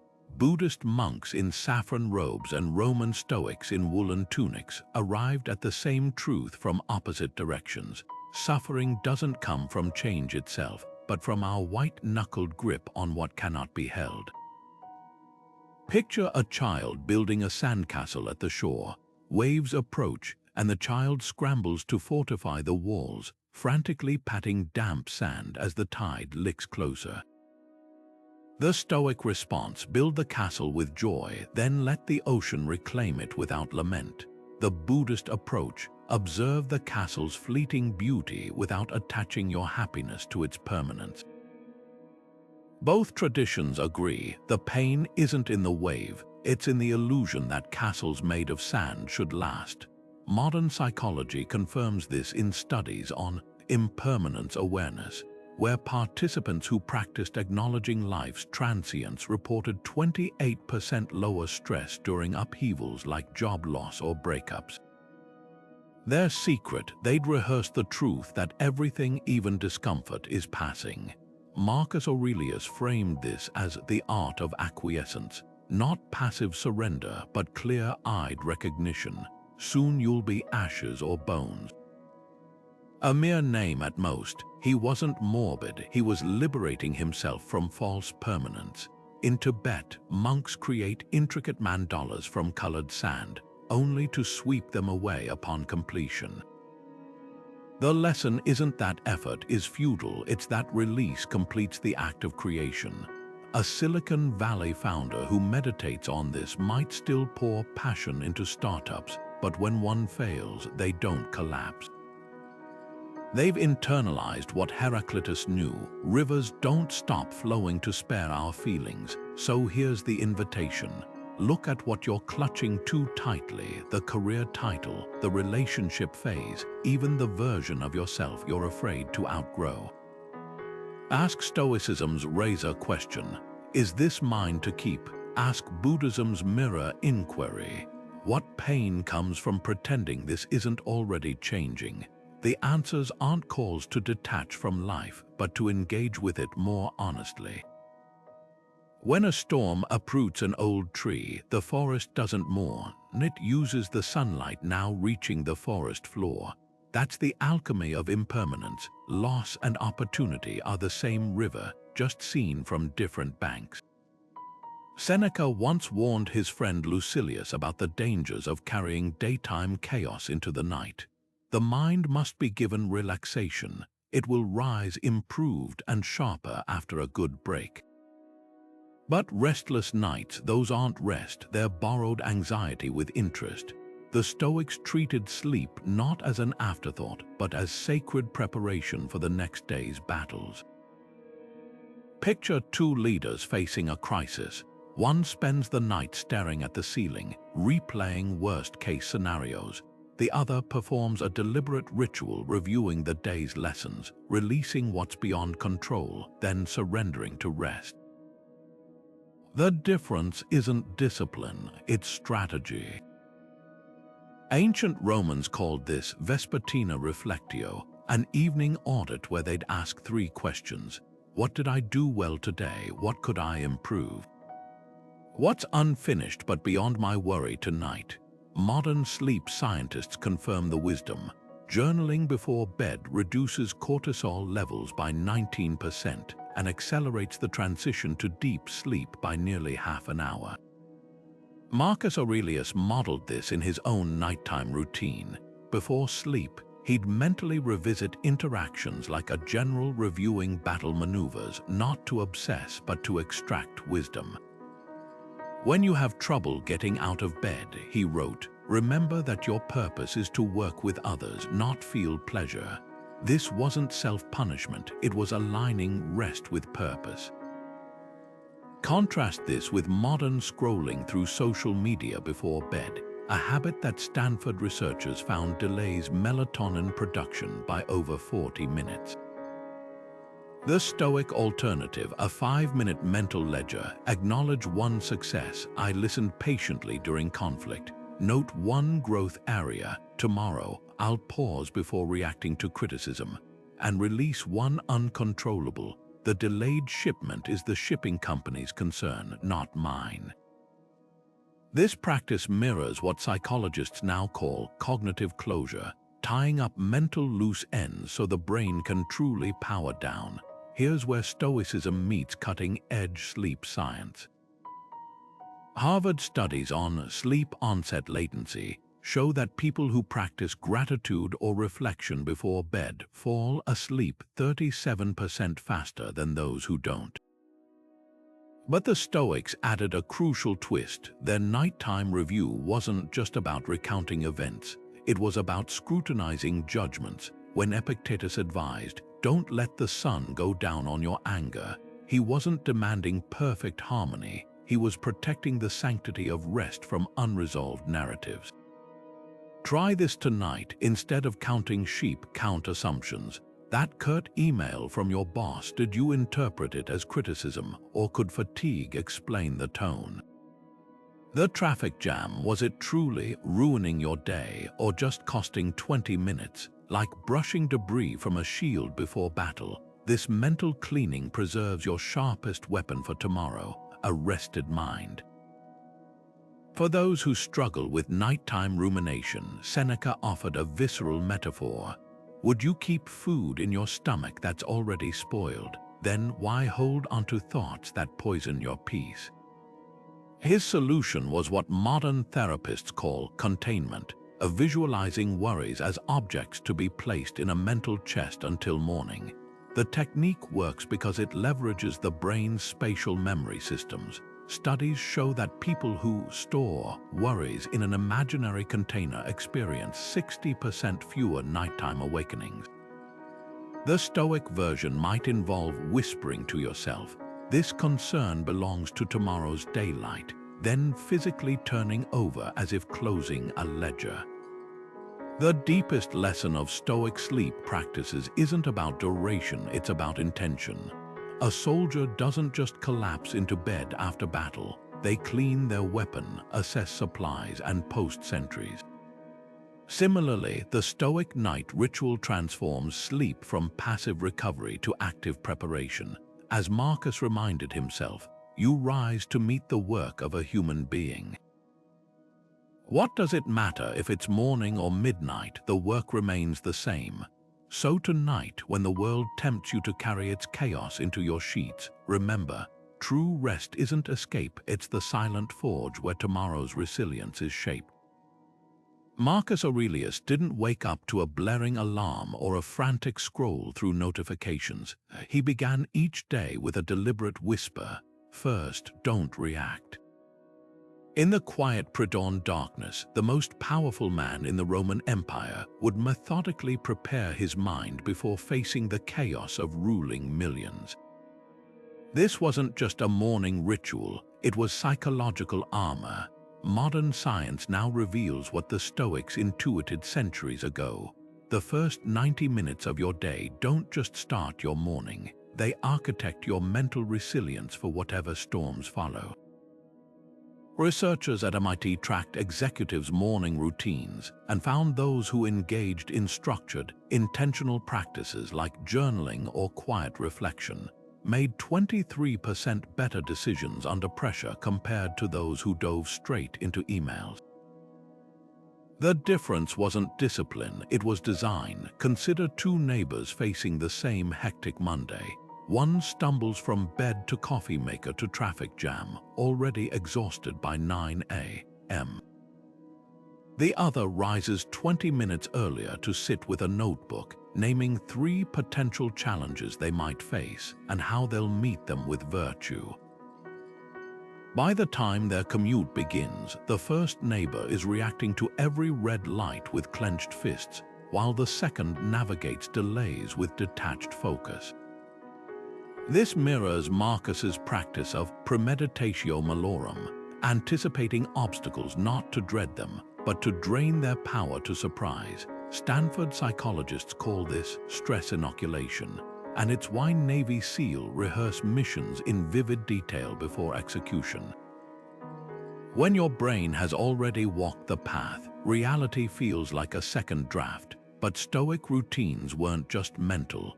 Musonius Rufus, Epictetus's teacher, insisted on physical rigor, cold baths, simple meals, hard beds. At first glance, this seems like austerity for its own sake, but neuroscience uncovers the method behind it. Voluntary discomfort triggers the release of brain-derived neurotrophic factor, BDNF, a protein that strengthens neural pathways for emotional regulation. When you choose to skip the snooze button or take a brisk walk in winter air, you're not just building willpower, you're biologically reinforcing your capacity to stay calm when life forces discomfort upon you. A study in the Journal of Health Psychology found that people who incorporated mild voluntary stressors, like cold showers or fasting until noon, reported 30% higher emotional stability during unforeseen crises like job losses or breakups. The Stoics didn't seek hardship out of masochism. They were conducting controlled burns to prevent emotional wildfires. The magic lies in the stacking of these rituals. Marcus's mornings weren't a single tactic but a cascade. Gratitude upon waking, visualization of challenges ahead, physical movement to ground the body, then purposeful work. This sequencing mirrors what habit scientists now call habit stacking, linking new behaviors to existing cues. Your morning coffee becomes the trigger for 5 minutes of journaling. Tying your shoes cues a mental reminder of the day's intentions. Research from the University College London shows that stacked habits are twice as likely to stick as standalone ones because they piggyback on neural pathways your brain has already paved. The Stoics didn't know about dopamine loops, but they perfected the art of routine as leverage. Here's where modern life betrays us. We've outsourced our rhythms to algorithms. Social media feeds dictate our attention. Breaking news hijacks our cortisol levels. The Stoics, by contrast, treated routine as a bulwark against external chaos. Seneca would allocate fixed hours for correspondence, study, and leisure, guarding them as fiercely as a general guard supply lines. Cal Newport's concept of time blocking resurrects this principle, showing that knowledge workers who schedule deep work in uninterrupted chunks produce exponentially more than reactive multitaskers. The average person checks their phone 96 times daily, a staggering contrast to Seneca's advice. Set aside certain hours for the mind's cultivation and keep them inviolate. So how to begin? Not with a rigid 5 a.m. regimen destined to collapse by Wednesday. Start with what the Stoics called micro-virtues, tiny, sustainable acts of intention. Leave your phone outside the bedroom tonight, and upon waking, spend 60 seconds naming one thing you control today and one you don't. With your coffee, read one paragraph of philosophy instead of headlines. These small hooks create the scaffolding for larger rituals. As Epictetus observed, no great thing is created suddenly, any more than a bunch of grapes or a fig. If you tell me that you desire a fig, I answer that there must be time. Let it first blossom, then bear fruit, then ripen. Your routine isn't a schedule, it's the daily tending of an orchard whose fruit is unshakable calm. Because here's the truth no productivity hack will tell you. Discipline isn't about punishing yourself into efficiency. It's about crafting a life where your best responses become reflexes. When Marcus wrote, "Waste no more time arguing what a good man should be one," he wasn't demanding perfection at dawn. He was reminding us that the sum of our days is shaped by how we start them, not with grand gestures, but with quiet, consistent returns to what anchors us. The storm will come regardless. Your rituals determine whether you'll face it with a white-knuckled grip or the steady hands of someone who's been rehearsing for this all along. Marcus Aurelius once scribbled in his private journal, "You are just a little soul carrying around a corpse. Brutal, maybe, but this shocking image reveals a core Stoic truth about ego, that our greatest source of chaos isn't the world's unpredictability, but our inflated sense of importance within it. Picture two executives facing a failing product launch. The first storms into the conference room, blaming the marketing team, the economy, even the weather. The second gathers the team and says, "I misjudged the timeline. Let's analyze where my assumptions were wrong." The difference isn't competence, it's the weight of ego. That second leader understands what modern neuroscience confirms. When we detach from the need to be right, our brains shift from defensive panic to creative problem solving. Ego isn't just pride, it's the mental armor we construct to shield our self-image from reality's bumps and scrapes. The Stoics called this the tyrant within, because like any dictator, it prioritizes self-preservation over truth. Marcus, despite ruling the vast Roman Empire, practiced daily humility exercises. He'd intentionally sit in the cheapest seats at games, wear plain clothing, and remind himself, "You're just a man among men." This wasn't performative modesty, it was cognitive hygiene. By voluntarily puncturing his own status bubbles, he kept his decision-making grounded. A Harvard study of Fortune 500 CEOs found that those who actively sought dissenting opinions made 28% fewer strategic blunders. Their secret, they'd institutionalized what Marcus knew. Ego clouds judgment like smoke in a mirror. Consider the infamous New Coke disaster of 1985. Coca-Cola's leadership, convinced of their infallibility after decades of dominance, ignored overwhelming consumer preference for the original formula. The result, a $100 million fiasco and one of history's most humiliating product reversals. Contrast this with Microsoft's Satya Nadella, who took over a declining company in 2014 and immediately told employees, "We need to stop pretending we know everything." His willingness to admit ignorance paved the way for cloud computing breakthroughs that revived the tech giant. Both cases reveal the same pattern. Ego turns stumbles into faceplants, while humility transforms failures into data points. The Stoic antidote to ego isn't self-abasement, it's accurate self-assessment. Epictetus urged his students to regularly ask, "What am I actually good at? Where do I consistently falter?" Modern psychologists call this metacognitive awareness, and studies show it's the single strongest predictor of expert performance across fields from medicine to chess. A surgeon who can calmly say, "This procedure exceeds my skill, I'll refer to a specialist," isn't weak. They've mastered the Stoic art of separating capability from vanity. The ancient philosophers would recognize this as prosoch, the practice of attention to one's own limitations. So how do we cultivate this rare clarity?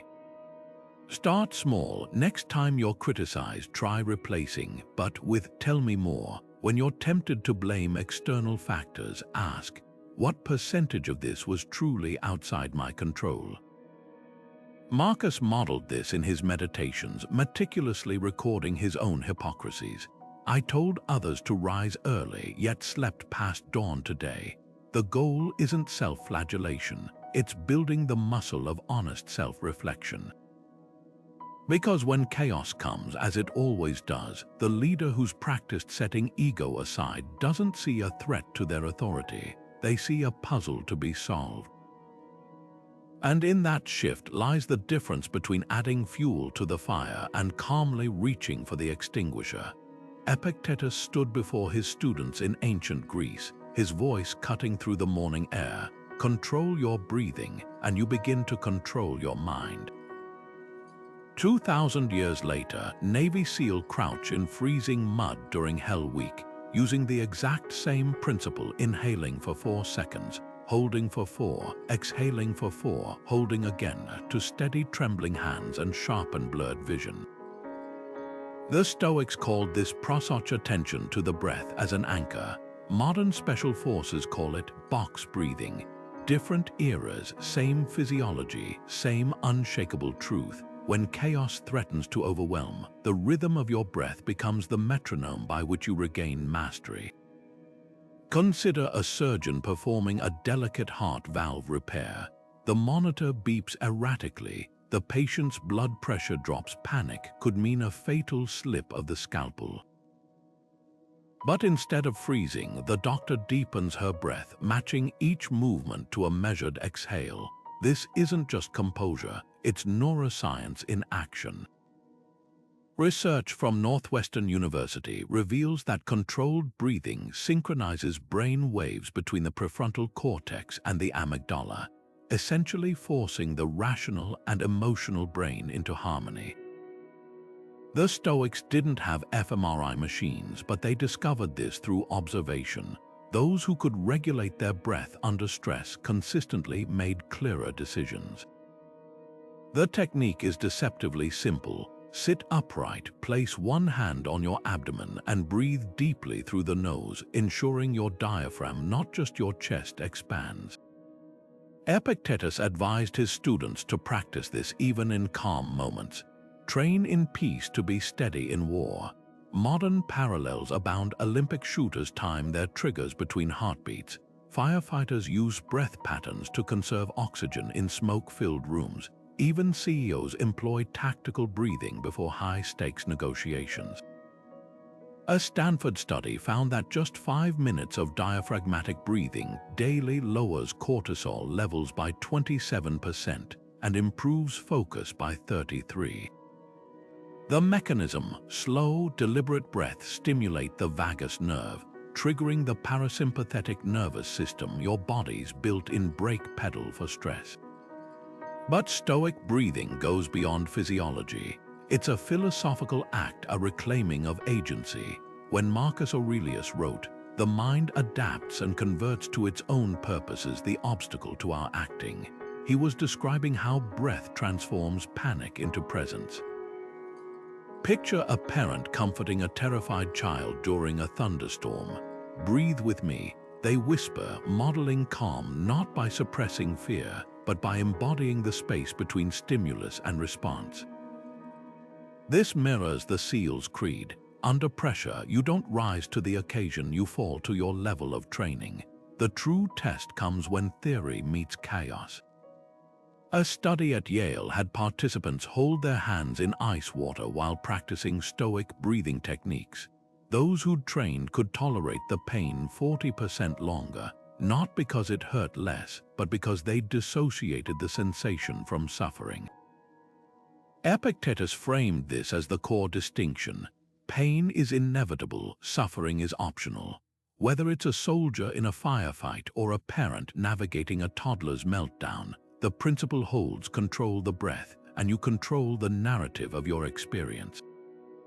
So tonight, try this. Before sleep, spend 3 minutes breathing like a Stoic. Inhale for 4 counts, imagining clarity filling your lungs. Hold, visualizing steadiness taking root.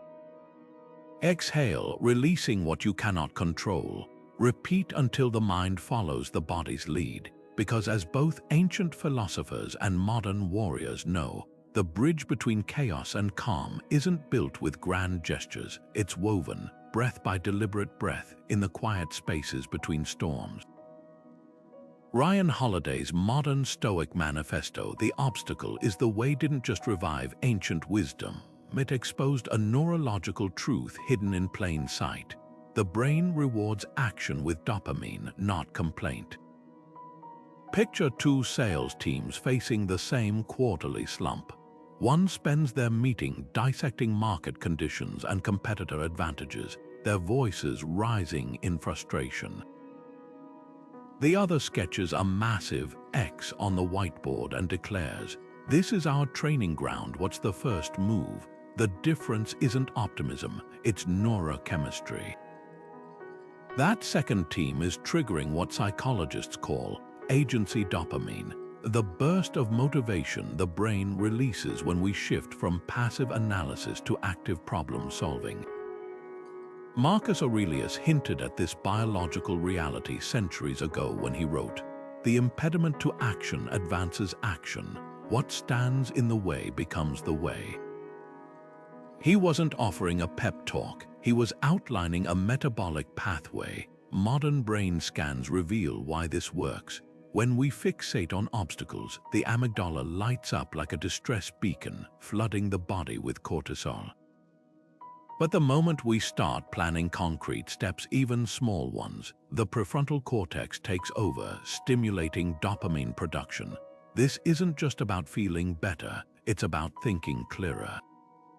A Stanford study tracked entrepreneurs during funding rejections. Those who immediately pivoted to prototyping new solutions showed 40% higher cognitive flexibility in subsequent tasks compared to those who ruminatively analyzed their failures. The Stoics didn't have PT scanners, but they grasped the principle. Action isn't just the antidote to despair, it's the ignition switch for ingenuity. Holiday's concept of turning pro builds on this neural leverage. Amateurs wait for perfect conditions. Professionals find traction in the mess. Consider a writer facing writer's block. The amateur obsesses over inspiration, rearranging desk trinkets while the blank page mocks them. The pro, they borrow a tactic from Stoic journalist Robert Greene. Write one true sentence. Just one. That tiny action, putting any words on paper, triggers a dopamine cascade that often carries them through paragraphs. Marcus Aurelius modeled this during wartime by breaking overwhelming campaigns into daily dispatches. Don't let your imagination be crushed by life as a whole. Stick with the situation at hand. Neuroscientists now know why this works. Micro-actions create micro-wins, and micro-wins build momentum. The real magic happens when we reframe barriers as fuel. Holiday recounts how Edison's lab burned down in 1914, destroying years of research. At 67, most would see this as a career ender, but Edison told reporters, "Thank God all our mistakes were burned up. Now we can start fresh." Within weeks, his team rebuilt better than before. This wasn't positive thinking, it was biochemical strategy. By choosing to see the fire as a reset rather than a ruin, Edison tapped into what UCLA researchers call challenge dopamine, the heightened focus and creativity sparked when the brain perceives difficulties as puzzles rather than threats. So how do we turn pro in daily life? Start with what the Stoics called hypolepsis, intercepting your initial complaint and transforming it into a query. Instead of "this traffic is ruining my morning," ask, "how can I use these 20 minutes?" Maybe it's a podcast on Stoicism or planning your day's priorities. That mental pivot from victim to architect flips the brain's chemical script. Because Marcus Aurelius was right about more than philosophy, he was right about human wiring. The obstacle isn't just the way, it's the spark, and the moment you treat it as such, your neurons agree. So let's bring this full circle. What separates those who crumble under chaos from those who stand steady isn't luck or temperament, it's practice. The Stoics didn't stumble upon equanimity by accident. They built it brick by brick, using tools anyone can pick up today. That woman on the subway, the surgeon in the operating room, the leader navigating a crisis, they all share one trait. They've trained their minds to default to clarity, not panic. And the blueprint, it's simpler than you might think. Start with the control dichotomy, Epictetus's razor-sharp distinction between what's yours to command and what isn't. Every time you feel tension rising, ask, is this mine to solve or mine to accept? The traffic jam, the delayed flight, the rude comment, these aren't yours to control. But your focus, your effort, your next move, those belong entirely to you. Modern psychology confirms this. People who internalize this mindset show 30% lower stress levels in uncontrollable situations. They're not ignoring the problem, they're redirecting energy where it actually matters. Then there's premeditation, Seneca's secret weapon. Before sleep, spend 5 minutes visualizing tomorrow's challenges, not to dwell on fears but to rehearse responses. Picture the stressful meeting, the chaotic commute, the unexpected setback. Now imagine yourself navigating each with calm precision. This isn't pessimism, it's inoculation. Studies show that people who practice this technique react to real-life stressors with 40% less emotional volatility. Their brains recognize the chaos as familiar territory, not a threat. Journal like Marcus Aurelius. His meditations weren't poetic musings, they were mental workouts. Each night he dissected his reactions. Was that anger justified? What part of this is my own story? Try it. Write one sentence about a moment you could have responded better, then one virtue to practice tomorrow. This simple act strengthens the neural pathways between stimulus and reasoned response. And here's the most liberating truth: you don't need grand gestures. Mastery begins in the micro moments, the deep breath before replying to a provocation, the pause to question a knee-jerk assumption, the decision to laugh at a minor inconvenience. These tiny victories compound. Like a sculptor chiseling marble, each intentional act chips away at the raw block of reactivity, revealing the unshakable core beneath.